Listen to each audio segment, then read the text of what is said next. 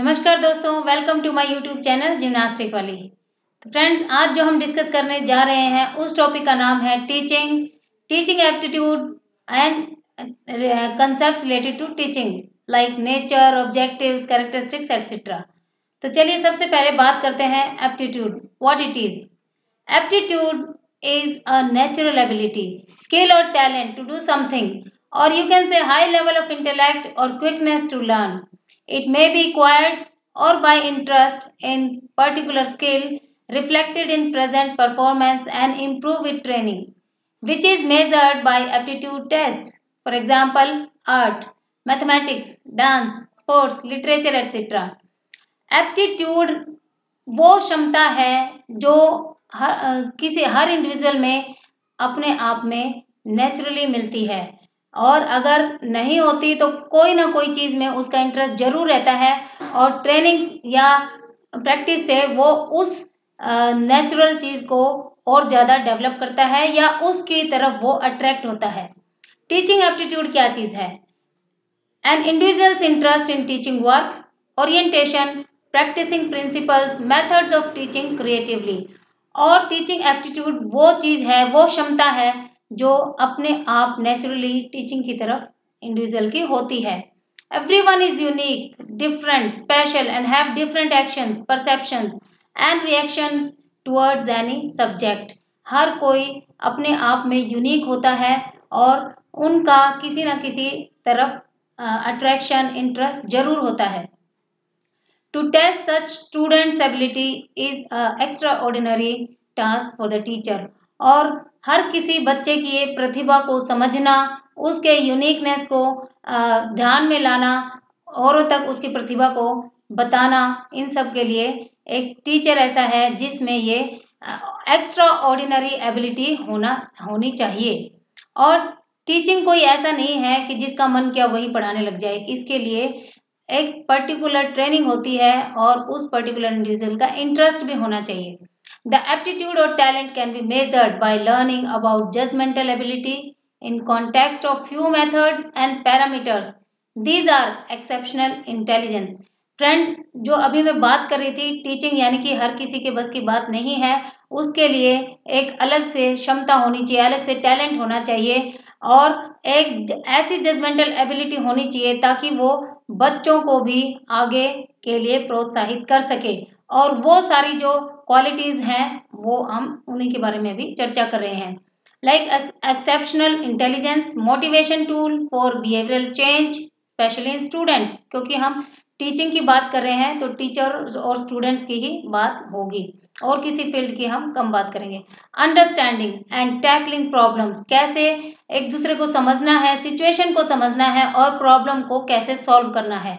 These challenges desires want to choose teaching. और ये सारी क्वालिटीज, ये सारे चैलेंजेस हैं जो कि हर इंडिविजुअल को या हर टीचर को बाध्य करते हैं टीचिंग ऑप्ट करने के लिए, या जिसका टीचिंग में इंटरेस्ट रहता है उसमें ये सब क्वालिटीज होनी चाहिए। देखिए, बिना क्वालिटी के या बिना ट्रेनिंग के अप्रोच से भी या सिफारिश से भी कोई टीचर बन सकता है, लेकिन वो इतना अच्छा ज्ञान बच्चों को नहीं दे पाएगा जो उसको देना चाहिए। अब नेचर ऑफ टीचिंग क्या है? Teaching is an art and science. तो आर्ट कैसे है? Why art? No last word, no finishing line in teaching, it's styles, ways, techniques, means etcetera. जैसे आर्ट का रूल होता है कि उसमें कोई फिनिशिंग लाइन नहीं होती, ऐसे ही टीचिंग में भी होता है। Special attitude is required for teaching. और जैसा मैंने अभी बताया, एक खास क्षमता की जरूरत होती है टीचर बनने के लिए। Teaching needs devotion, dedication, discipline, commitment along with perfect insight, keen observation, practice and experience to be felt। और टीचर बनने के लिए डिसिप्लिन यानी अनुशासन होना चाहिए, एक डेडिकेशन होना चाहिए कि यस मुझे, यानी कि एक जज्बा होना चाहिए, मुझे कुछ ना कुछ करना है और मेरे विद्यार्थियों को भी ऐसा ज्ञान देना है ताकि वो भी इस जीवन में कुछ ना कुछ बन सके और दूसरों का भी उद्धार कर सकें। उसमें एक गहरी ऑब्जर्वेशन पावर भी होनी चाहिए और साथ साथ तजुर्बा भी होना चाहिए। जैसे जैसे ये टीचिंग जो लाइन है उसकी लाइफ जैसे जैसे चलती रहती है तो एक एक्सपीरियंस भी उसको अलग से होना चाहिए। Art means creativity and innovation, so is teaching. और आर्ट इसलिए है, जैसे कि आर्ट में क्रिएटिविटी होती है, ऐसे ही नए नए इनोवेशंस और क्रिएटिविटी टीचिंग फील्ड में होती है। अब आगे देखते हैं कि साइंस क्यों है। हमने बोला है ये आर्ट यानी कला और विज्ञान दोनों ही है, तो टीचिंग को साइंस क्यों कहा गया है, क्या तथ्य हैं जिनके आधार पर टीचिंग को साइंस माना गया है। Teaching is systematic, logical and follow some procedure. ऐसा नहीं है कि हम कुछ भी पढ़ा दें, ये एक सिस्टम फॉलो करता है, इसमें कोई ना कोई लॉजिक होता है। Aspirants are needed to opt teaching as profession who undergo formal training as per government and services rules. और जो टीचिंग करने वाले होते हैं, खास तौर से अध्यापक, उनमें जो है एक वो ट्रेनिंग से गुजरते हैं, जो ट्रेनिंग गवर्नमेंट डिसाइड करती है, या हर सर्विस के अपने अपने रूल के हिसाब से कोई ना कोई ट्रेनिंग उसको करनी पड़ती है। जैसे प्रोफेसर की अलग होती है, असिस्टेंट प्रोफेसर की अलग होती है, जूनियर टीचर की अलग होती है, सीनियर टीचर की अलग ट्रेनिंग होती है। ऐसे problems are solved scientifically where experiments are required along with innovations. और जैसा कि हमने बताया, आर्ट में इनोवेशंस होते हैं, इनोवेशन के साथ साथ एक्सपेरिमेंट्स भी जरूरी होते हैं। Teacher must need imagination of art of an artist and vision of a scientist. और टीचर को ऐसा होना चाहिए कि उसके अंदर कल्पना शक्ति हो एक आर्टिस्ट की तरह, और दूरदर्शिता या विजन हो, वाइडर प्रोस्पेक्ट्स हो एक साइंटिस्ट की तरह। अब बात करते हैं ऑब्जेक्टिव्स क्या है टीचिंग के। Teacher is a guide, friend, philosopher, counsellor, guardian for students. देखिए, अलग अलग, ना केवल वो टीचर का रोल अदा करता है, बल्कि उसको बहुत सारे रोल प्ले करने पड़ते हैं। Teaching objectives are mention below. Help students to know themselves, influence their behaviour, उनका व्यवहार को भी वो प्रभावित करने वाला हो, वो एक ऐसा आदर्श स्थापित करे कि बच्चे देखते ही उसकी प्रतिभा से प्रभावित हो जाएं। यस, ये पर्सनैलिटी होती है, हमें ऐसा ही बनना है, हमें ऐसा ही कुछ अच्छा करना है। Inculcate healthy habits. और टीचर को चाहिए कि वो अपने बच्चों में ऐसा जादू भर दे कि वो जैसा वो कहे, बल्कि कहने से पहले उसके उसका इशारा ही समझ जाए और वो उस काम को तुरंत कर दे। डेवलप गुड स्किल, जैसे perceptual, cognitive, motor, social etcetera. Communicate about belief, ideas, necessary information. Provide environment to interact freely. और ऐसा वातावरण स्टूडेंट्स को दे ताकि वो आपस में एक दूसरे से फ्रीली इंटरेक्ट कर सके, कम्युनिकेट कर सकें, और किसी प्रॉब्लम के बारे में आपस में समाधान भी खोज सकें। Guide students to accomplish personal goals, inspire them to acquire reasonable standard, specially studies. और एक ऐसा स्टैंडर्ड स्थापित करें अपनी लाइफ में, स्टडीज से रिलेटेड या नॉर्मल जीवन से रिलेटेड भी। Characteristics of teaching. अब टीचिंग से रिलेटेड क्या कैरेक्टरिस्टिक्स हैं उनके बारे में चर्चा करते हैं। तो देखिए, कैरेक्टरिस्टिक्स सभी सीखने वालों के या एज के हिसाब से या ग्रोथ लेवल के हिसाब से अलग होते हैं, लेकिन कुछ कॉमन कैरेक्टरिस्टिक्स होते ही होते हैं हर इंडिविजुअल में, जो लर्नर होता है या जो लर्निंग एस्पायरेंट्स हैं उनमें। तो इनके बारे में चर्चा करते हैं। सबसे पहले, it's a continuous and conscious process, या कहिए आप उसके कैरेक्टरिस्टिक्स में सबसे पहला आता है कि ये कंटिन्यूअस प्रोसेस है।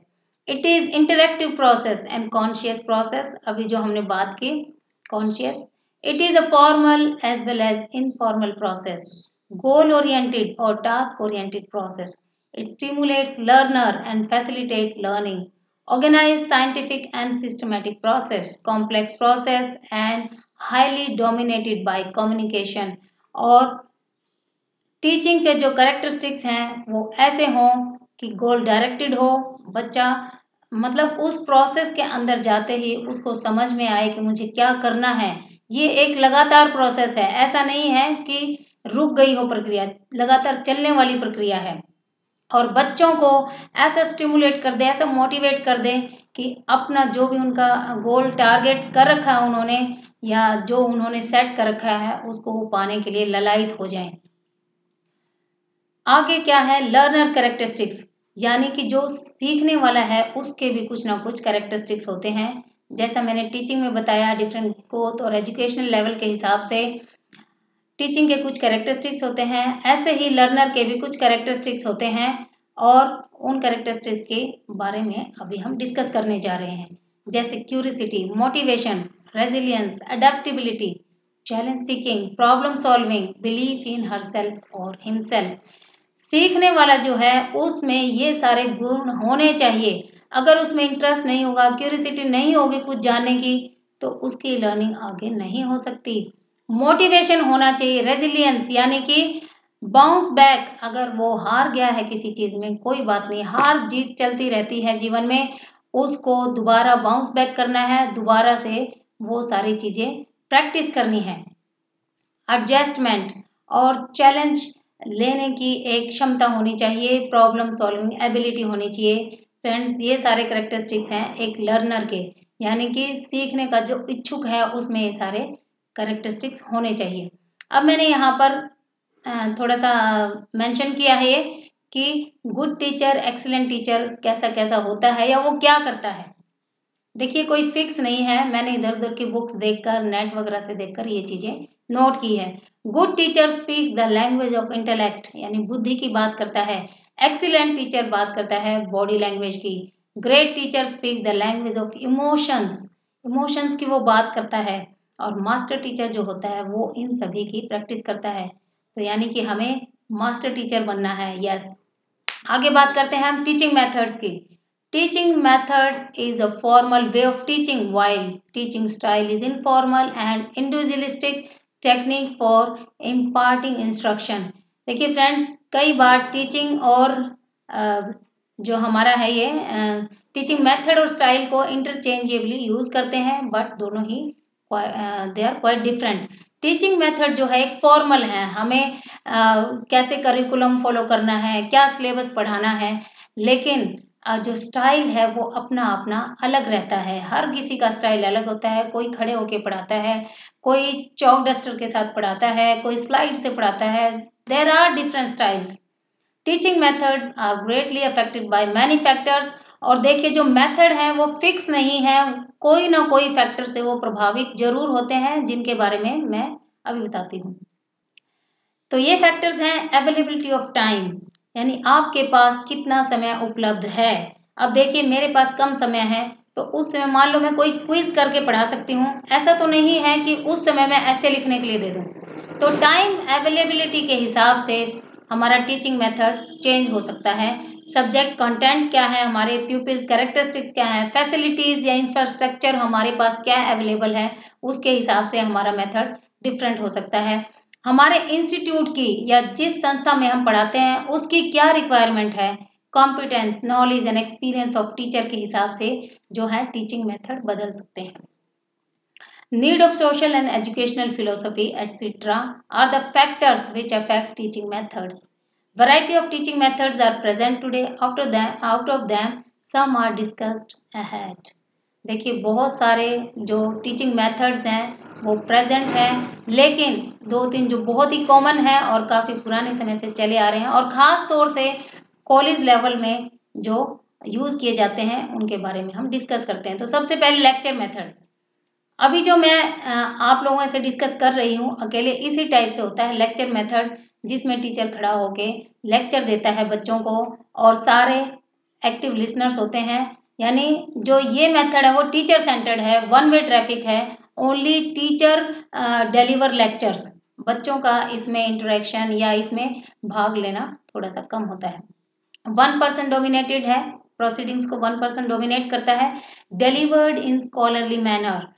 सेकेंड मेथड की अगर हम बात करें डेमोन्स्ट्रेशन मेथड है, इससे थोड़ा और आप कहिए कि जो है वाइडर प्रोस्पेक्ट है इस मेथड का। It is based on principle of learning by imitation, यानी कि एक टीचर या एक डेमोन्स्ट्रेटर डेमोन्स्ट्रेट करता है कोई भी स्किल या कोई भी आप सब्जेक्ट मैटर ले लीजिए उसको, और उसके बाद बच्चे इमिटेट करके वो फॉलो करते हैं। बड़े लेवल पर भी ये होता है, बट खास तौर से ये जो मेथड है वो फॉलो किया जाता है छोटे बच्चों पर। मैं याद दिलाती हूँ आपको, जैसे बचपन में आपको राइम्स याद करवाई जाती थी, तो आप क्या करते हैं टीचर के पीछे पीछे, actually that is ratification. But imitation, मान लो कि आप रोल दिखाते हैं करके या कोई स्किल स्पोर्ट्स में दिखाते हैं, पहले टीचर परफॉर्म कर देता है कि कैसे आपको रोल करना है या कैसे आपको किक करनी है, और बच्चे देख कर उसको यानी इमिटेट करके उसको फॉलो करते हैं। और आप better you can say it is observational learning, observe करके वो फॉलो करते हैं। It is a superb way to stimulate mental processes in which students form a mental image. बच्चे देखते हैं और उनके दिमाग में एक मेंटल इमेज फॉर्म हो जाती है, जिसको वो फॉलो करते हैं, प्रैक्टिस करते हैं। नेक्स्ट है discussion method, best way to clarify the concepts, ideas, belief etcetera. Better for small group, अगर छोटा ग्रुप है तो डिस्कशन मेथड बहुत ही अच्छा है। Role playing, panel discussion, conferences etcetera are different forms of this method used by teachers according to situation. और discussion method जो है इसमें अलग अलग तरीके यूज किए जाते हैं। कई बार ग्रुप डिस्कशन होती है, कई बार कॉन्फ्रेंसेस के माध्यम से डिस्कशन होता है, and it's a true way traffic you can से। टीचर और स्टूडेंट दोनों ही इसमें भाग लेते हैं, डिस्कस करते हैं। तो फ्रेंड्स आगे जो और भी मैं बताती हूँ और कौन कौन से मेथड हैं, जैसे project method, learner centred method, content focus method, participative, part whole, whole part, by part method. So many methods are there, but इतने कॉमन नहीं है। और जैसा मैंने बताया, किसी न किसी सिचुएशन के हिसाब से मेथड चेंज हो सकता है। फैक्टर्स काफ़ी ऐसे हैं जो उसको इफेक्ट कर सकते हैं। तो चलिए आगे डिस्कस करते हैं questions. From the given benefits which may not be attributed to a good wellness programme. आप रिवाइज करिए, वेलनेस के बारे में हमने बात की थी पिछले वीडियो में। तो वेलनेस से रिलेटेड ये क्वेश्चन है, and the correct option is boosting moral. यानी वेलनेस करने से क्या क्या होने से क्या क्या बेनिफिट होते हैं। हेल्थ केयर कॉस्ट को कम करता है, एब्सेंटिज्म को ये कम करता है, यानी कि रेगुलर प्रेजेंट रहती है काम पे, और ट्रांसफॉर्मेशन ऑफ कल्चर, आदान प्रदान चेंज होता है संस्कृति का। लेकिन बूस्टिंग मोरल जो है इसका कोई ऑब्जेक्टिव या कोई बेनिफिट नहीं होता है। Second question, which one is not considered a component of wellness. Correct option है हमारा इंस्टिंक्टिव वेलनेस, इसका कोई कंपोनेंट नहीं है। स्पिरिचुअल, एनवायरमेंटल, ऑक्यूपेशनल के बारे में हमने डिस्कस किया था। These are the components of wellness. Third question हमारा असर्शन और रीजन से रिलेटेड है। असर्शन है good teacher always provides as per people's need. यानी जो अच्छा टीचर होता है वो बच्चों के इंटरेस्ट के हिसाब से, ज़रूरत के हिसाब से उनको जो मैटर है वो प्रोवाइड करता है कि उनको क्या चाहिए। इसका रीजन इन्होंने बताया है, training differs from education. Okay, देखिए assertion और रीजन दोनों ही करेक्ट है, but R is not the correct explanation of A. यानी जो रीजन है वो assertion के लिए करेक्ट एक्सप्लेनेशन नहीं कर रहा है, यानी हमारा करेक्ट ऑप्शन है बी। तो फ्रेंड्स आज इतना ही हमने यहाँ आज डिस्कस किया। Teaching aptitudes, nature of teaching, characteristics of teaching, characteristics of learners, different types of teaching methods. तो आज इतना ही, नेक्स्ट वीडियो में फिर हाजिर होंगे नए टॉपिक के साथ। तब तक के लिए बहुत बहुत धन्यवाद, और आप मुझसे इसी तरह से जुड़े रहिए और लाइक करते रहिए ताकि मुझे भी मोटिवेशन मिले और मुझे पता चलता रहे कि आप लाइक करें, यानी कि आपको मेरे वीडियो से बेनिफिट हो रहा है। धन्यवाद।